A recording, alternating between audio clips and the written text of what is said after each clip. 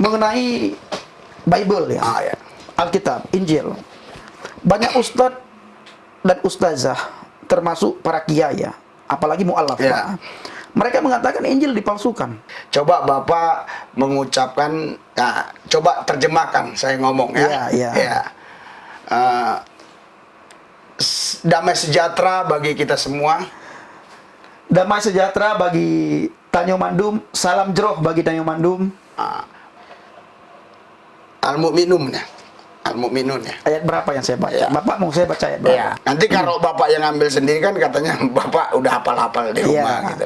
Nah, saya akan bacakan dalam surat Al-Mu'minun Nah, ayat 30. Al-Mu'minun itu artinya apa, Pak? Orang-orang yang beriman. Ya, oke. Nah, ayat 39. Qala rabbin surni bima kadzabun. Nah, Ya. ini kalau saya bacakan begitu, tapi kalau saya bacakan berirama, Pak. Ya berirama. Nah. Saya minta berirama. Qala rabbin surni bima kadzabun. Qala amma qalilin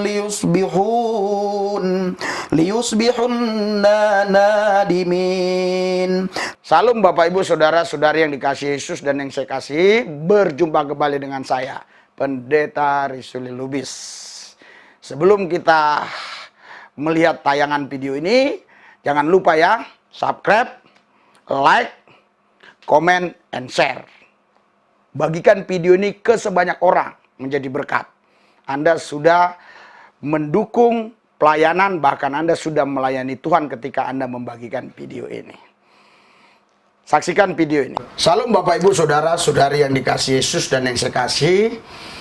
Sekarang saya kedatangan tamu, ya.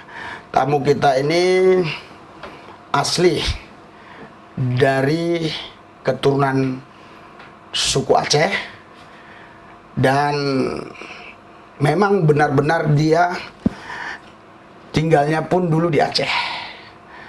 Nah, sekarang dia sudah percaya Yesus, bahkan sudah menginjil. Mungkin ada di antara saudara yang kenal dengan beliau. Nanti kita langsung tanya saja. Ya, kita akan wawancarai beliau. Dan Anda yang nanti menyimak dan Anda sendiri nanti yang mengartikan apa-apa yang dijelaskan beliau selama beliau menjadi Muslim atau selama beliau Islam. Ya, salam Pak. Salam. Tuhan memberkati. Amin. Bapak apa nama Pak? Effendi Usman, Pak. Iya. Bapak kabarnya saya dengar dari Aceh. Betul. Oh, bisa disebut Acehnya di mana Pak? Daerah Birun, Pak. Daerah Bira. Kabupaten Birun, Matang Lumang 2. Iya. Sudah punya istri Pak ya? Sudah. Iya. Tentu istri masih Islam. Masih Islam. Ya, jadi sudah lama Tidak terpisah. terpisah. Baru Bapak saja yang percaya Yesus. Baru saya saja, Pak. Iya. Pak, saya beberapa kali dikirim video tentang video-video Bapak, ya. Dan ada beberapa hal yang mungkin saya tanyakan kepada Bapak yang berkaitan dengan waktu Bapak Islam dan sekarang Bapak Kristen, gitu. Yang saya tanyakan pertama adalah kenapa Bapak bisa percaya Yesus? Bapak singkat saja karena kan di video yang lain kita sudah ada. Itu karena keselamatan, Pak. Karena keselamatan. Karena ya? keselamatan. Oh, jadi waktu Bapak di Islam itu emang nggak ada di sana menjanjikan keselamatan gitu. Menjanjikan keselamatan sebagaimana yang dijanjikan oleh Yesus, itu memang tidak ada, Pak. Yang ada itu kalau kita yang pertama mengucapkan 2 kalimat syahadat, Ya. agama Islam, Ya. melakukan sholat sebagaimana yang diperintahkan oleh Allah, Ya. istilahnya amar ma'ruf nahi mungkar. Ya. Kalau sudah melakukan itu, amal kita banyak, itu sudah insya Allah masuk surga, Pak. Insya Allah masuk Insya Allah surga. masuk surga. Oh. Nah, tapi amalnya sebanyak apa, sehebat apa, itu tidak diceritakan. Tidak diceritakan. Nah, yang jelas insya Allah masuk surga. Insya Allah masuk surga. Jadi masih insya Allah lah. Masih insya Allah. Apa bedanya dengan sekarang setelah Bapak udah percaya Yesus? Nah, perbedaannya banyak sekali, Pak. Ya, yang singkat, coba. Terutama sekali selain saya mengalami mendapatkan keselamatan daripada Tuhan, Ya. keseharian saya itu penuh dengan sukacita, penuh dengan kedamaian, Ya. tidak ada rasa was-was, tidak ada rasa ketakutan, tidak ada rasa khawatir. Waktu Bapak dari Islam pertama kali ikut Yesus, yang paling membuat Bapak yakin itu Bapak pasti ikut Yesus masuk surga itu dari berita siapa, atau Bapak dari ayat mana Bapak baca gitu? Itu awalnya dari media sosial, Pak. Iya. Nah, iseng-iseng seperti saya ceritakan Kalau kemarin. bisa ya. singkat aja. Saya buat status, lalu ada yang menanggapi. Akhirnya orang yang menanggapi itu memasukkan akun saya ke grup Islam Bertanya Kristen Menjawab. Iya. Nah, di situ kita terjadi debat, diskusi panjang lebar, Pak. Singkat cerita, ada seseorang yang sangat baik ya, sangat lemah lembut, Ya. rendah hati.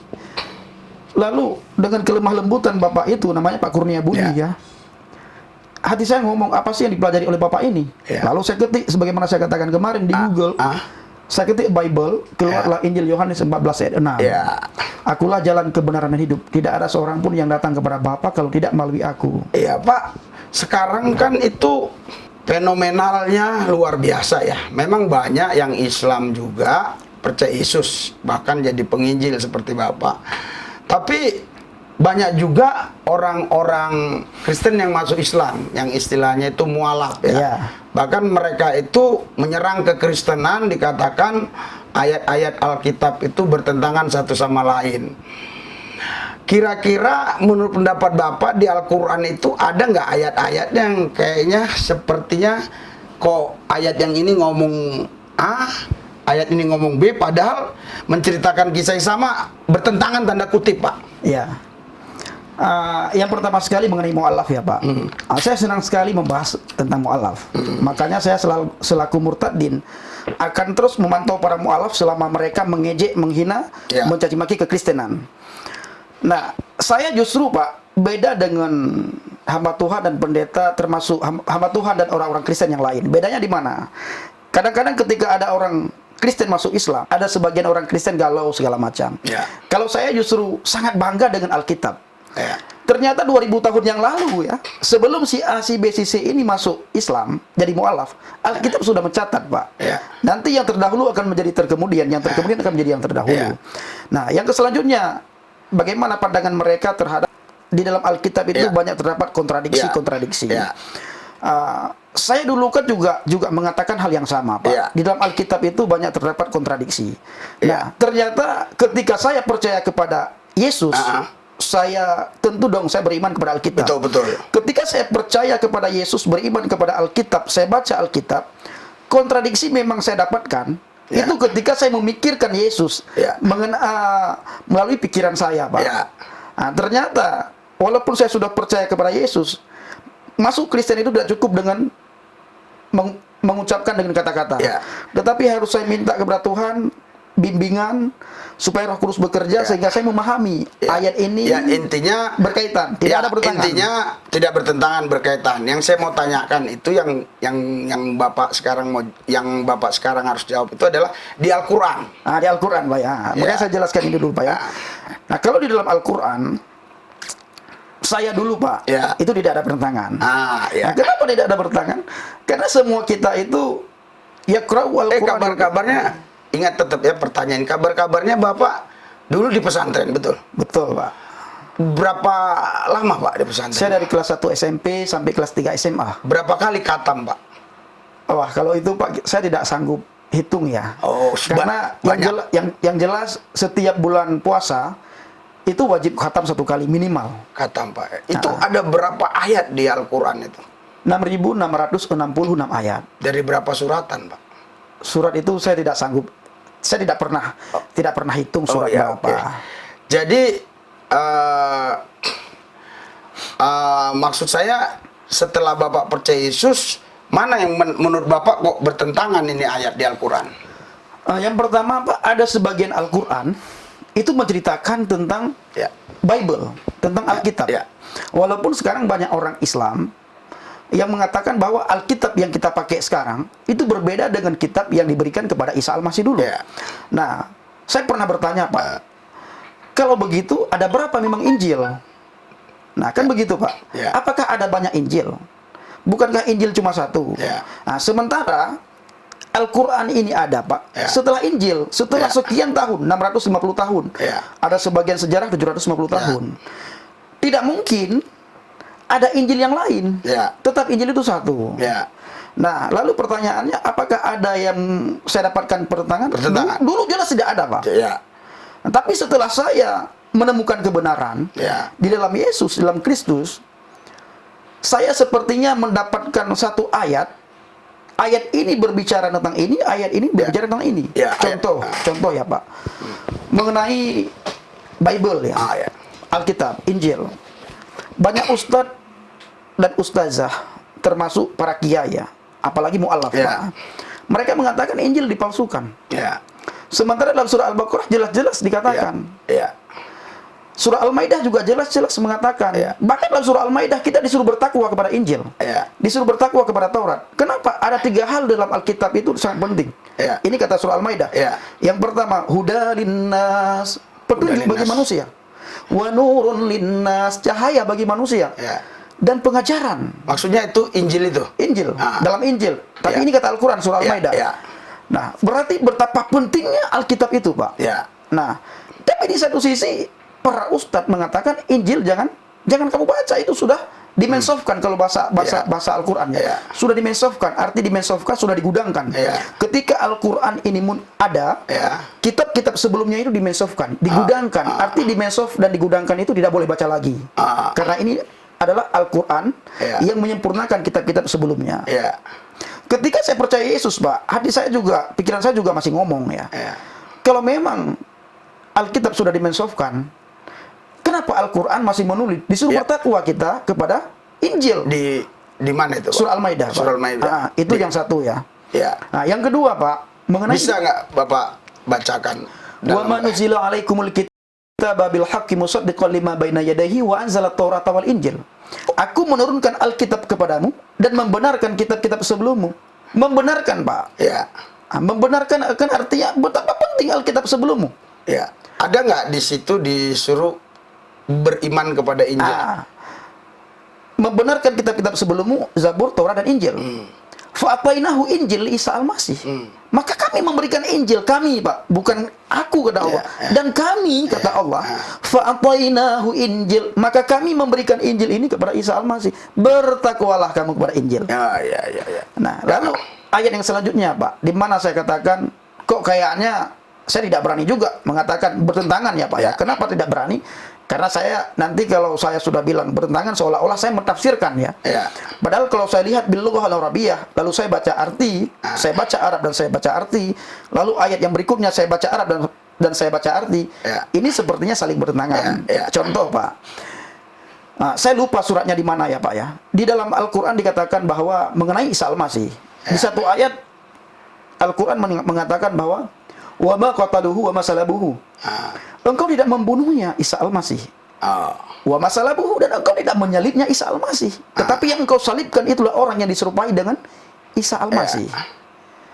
Nah, tapi di ayat yang lain, Pak. Di ayat yang lain dikatakan di dalam surat Maryam 19 ayat 33. Di situ dikatakan salamu alayya yauma wulidtu wa yauma amitu wa yauma ab'atsu hayyan. Artinya, dan kesejahteraan semoga dilimpahkan kepadaku. Ini Isa Al-Masih sendiri yang mengatakan, bukan Allah yang mengatakan, Isa Al-Masih. Pada hari kelahiranku, pada hari wafatku, pada hari aku dibangkitkan hidup kembali. Nah, perhatikan, Pak, yang perlu digarisbawahi adalah pada hari wafatku. Sementara ayat yang saya bacakan tadi. Oke, Pak. Sebentar, Pak, saya tanya, Pak. Karena Bapak ini mengaku orang Aceh. Takutnya kita ada fitnahan, katanya bukan. Coba Bapak bacakan yang Bapak ucapkan tadi pakai bahasa Aceh. Memang beberapa waktu yang lalu, Pak, ada yang mengatakan saya ini orang Batak.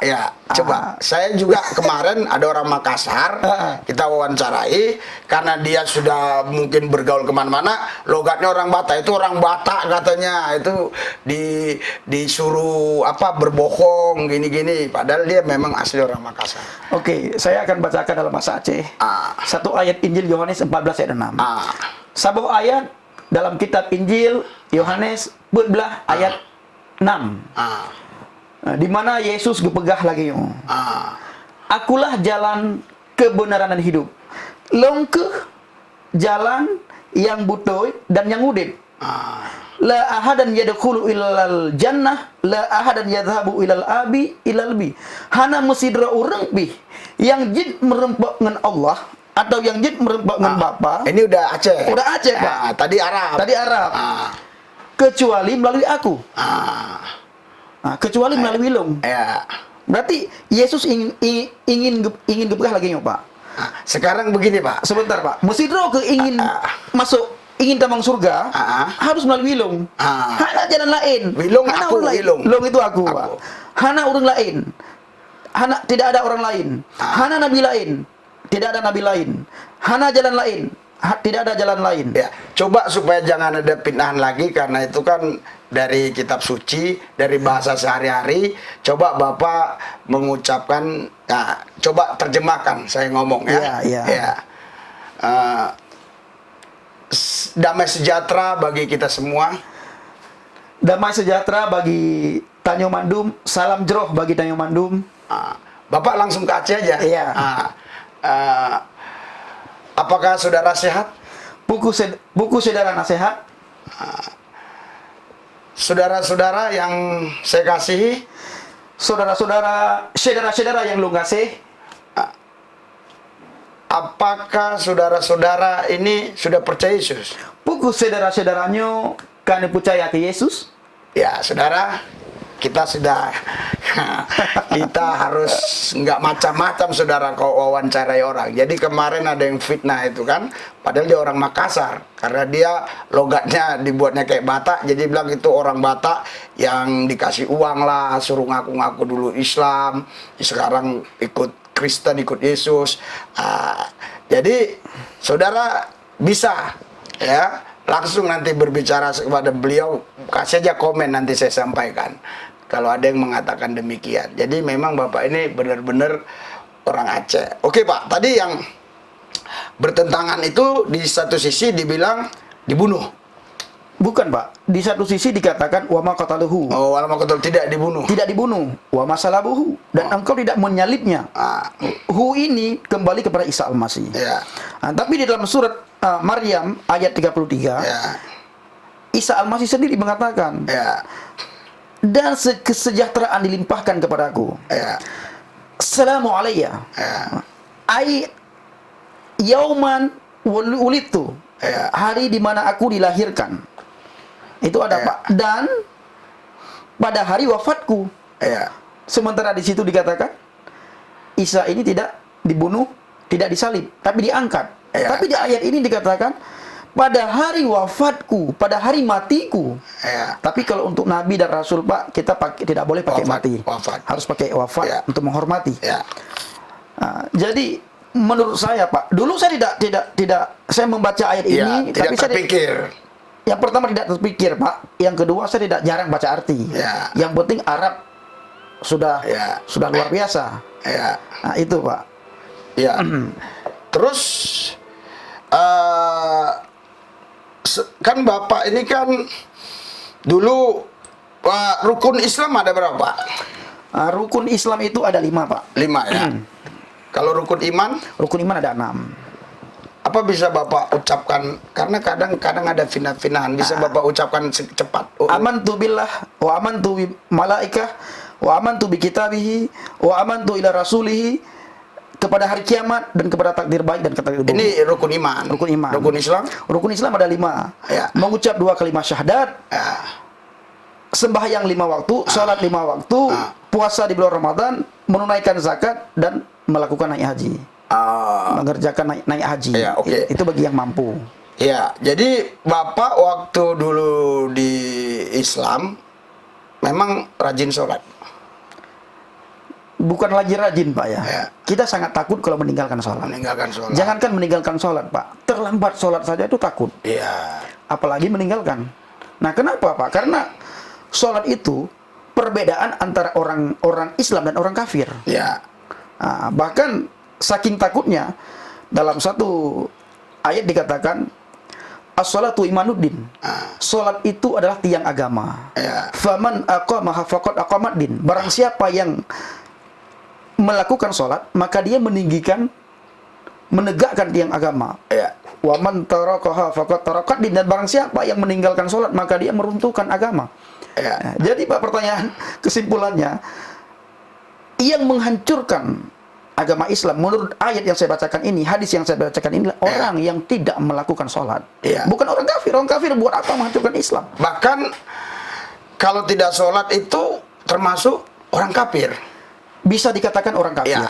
Artinya dia Islam, tapi dia nggak pernah sholat, atau sholatnya ya setahun sekali atau 2 tahun sekali. Itu menurut kitab suci itu termasuk kafir ya?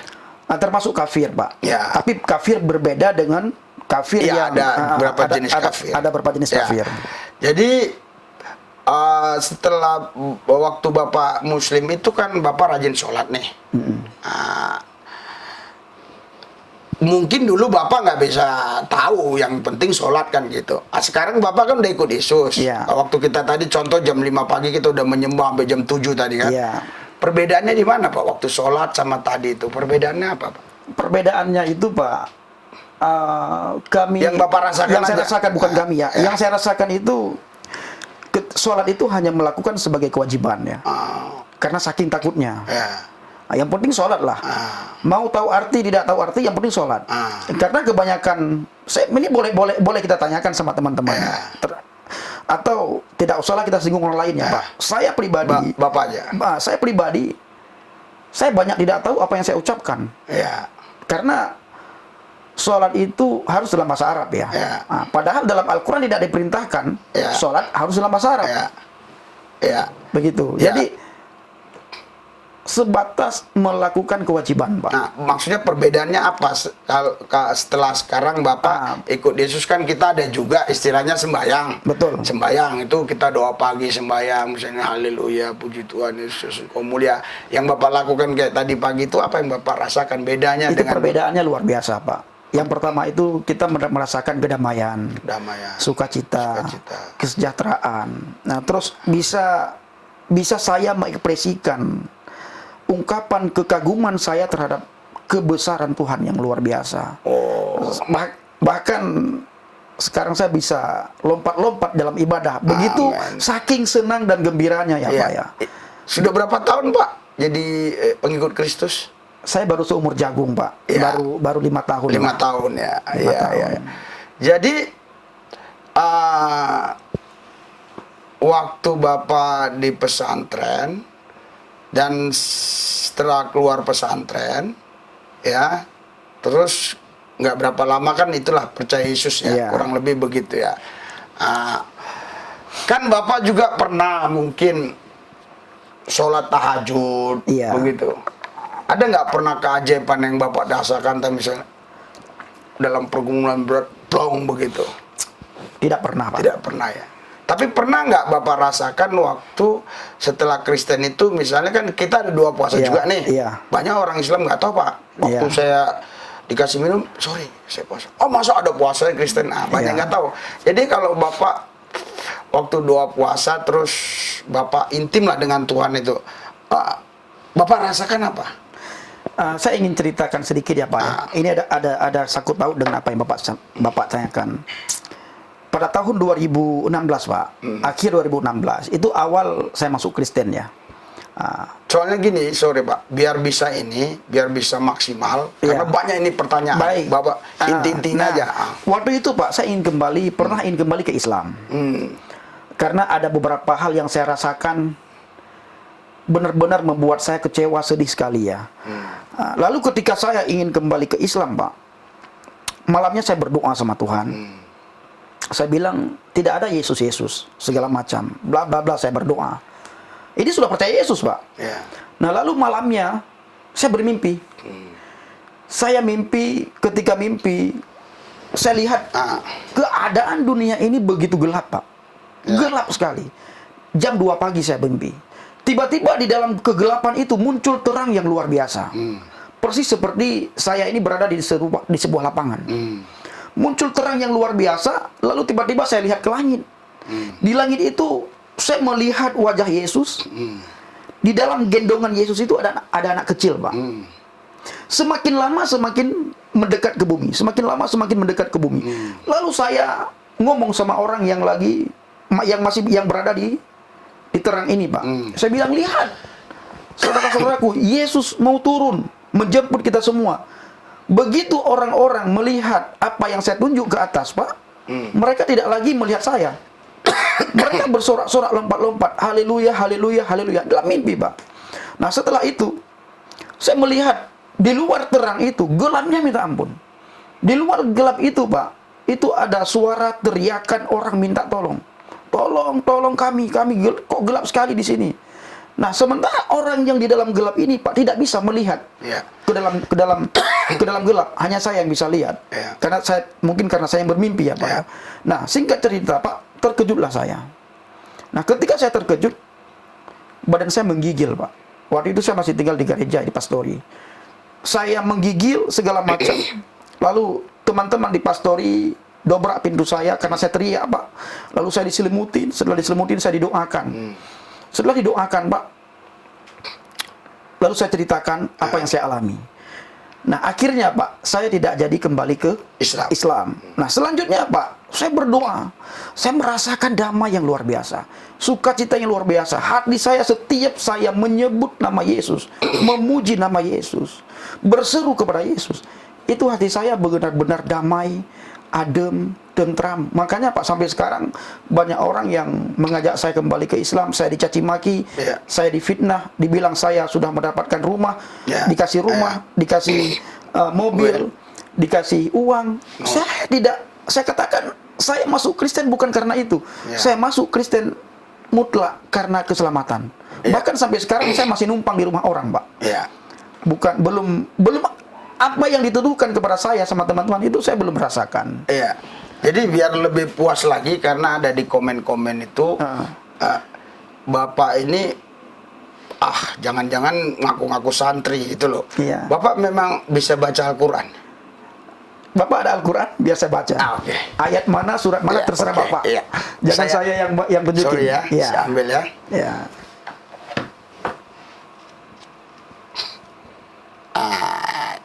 Ini begitu aja nih, Pak.